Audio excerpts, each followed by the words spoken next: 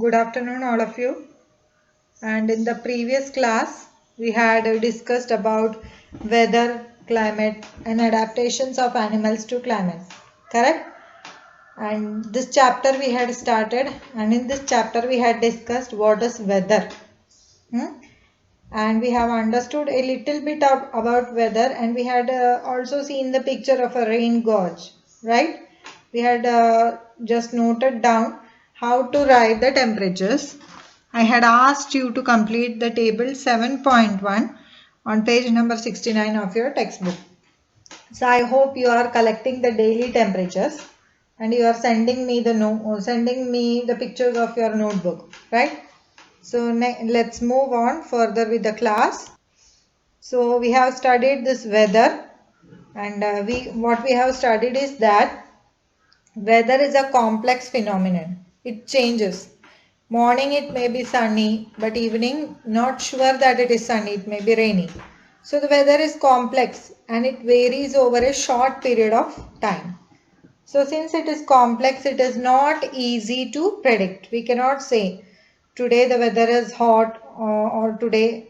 Maybe by looking at the satellite images we can say it, but exactly we can forecast it, but it may not be exactly the right one. This is because the weather is a complex phenomenon and you need a lot of data to collect before telling the weather of that particular place, right? So it is complex and it is not very easy to predict.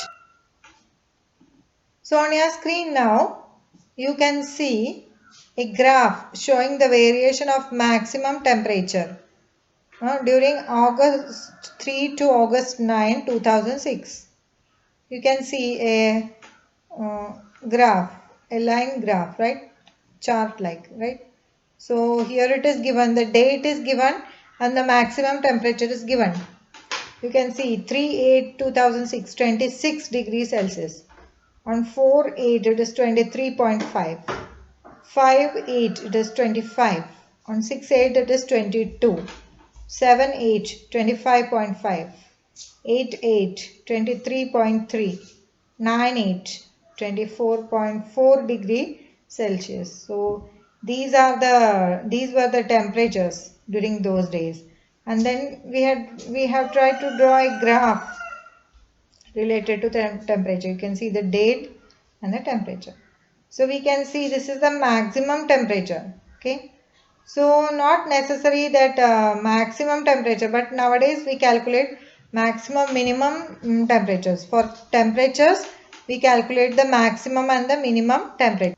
So from this we can understand that maximum and minimum temperatures are recorded each day. These temperatures are recorded by special thermometers called as the maximum and minimum thermometer. You can see the thermometer on the screen. It's a bit large and you have two bulbs.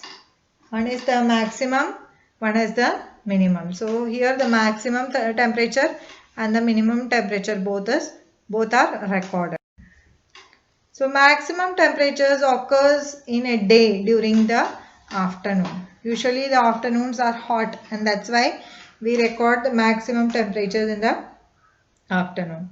Whereas minimum temperatures are obtained during early morning. When it is cooled, we get the minimum temperatures.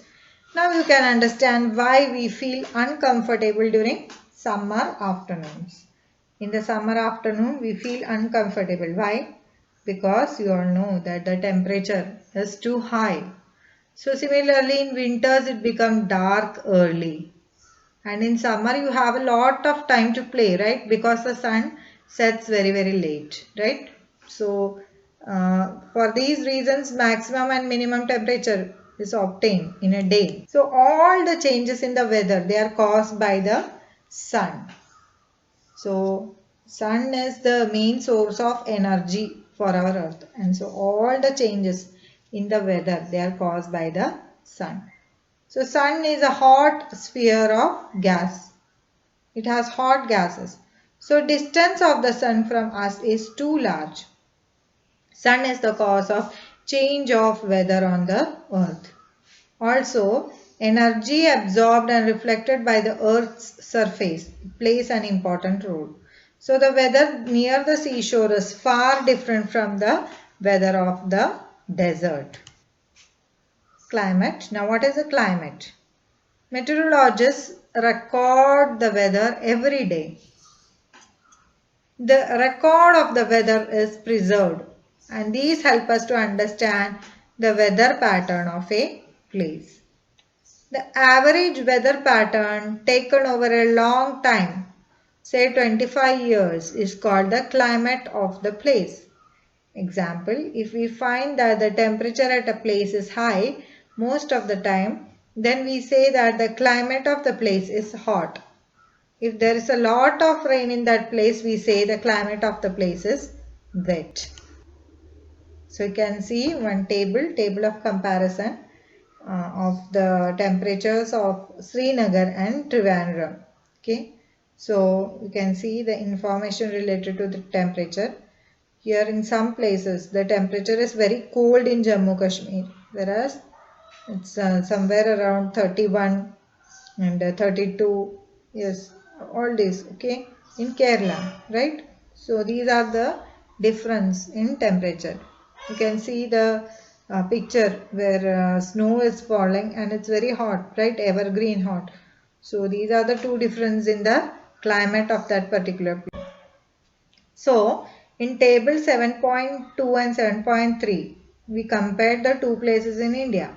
So mean temperature for a few months is found in two steps. First, what we do, we find the average of temperature during the month, and then we calculate the average of these averages for many years. So by looking at the table, we can easily find the difference in temperatures of these two places. So from this we can understand that a climate of the place, okay, what is it? Climate of the place is its record of the temperature, okay, what temperature it is having for a long period of time. So how this climate is related to adaptation? So climate has a profound effect on all living organisms, and animals are adapted to survive in the condition in which they live. So animals, they possess special characters for their survival. Different animals, they live in different places, right? So depending upon the climate and the temperature of that particular place, these animals, they live, right? For example, if you see a desert, the kind of animals living is totally different from the kind of animals which are living in the cold places where ice or snow is falling. So this is the difference in the adaptation based upon the climate. Different animals, okay, modify their appearance and their structure, right, for their survival. So this is called as the adaptation, right? We'll be further continuing discussion about climate and adaptation.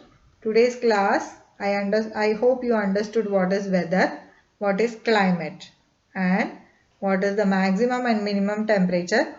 And today we have just started to discuss about climate and adaptation. Next class will be further continuing with the further part of this chapter. With this, I will be ending today. Thank you very much. And waiting to see you all in the online class. Thank you.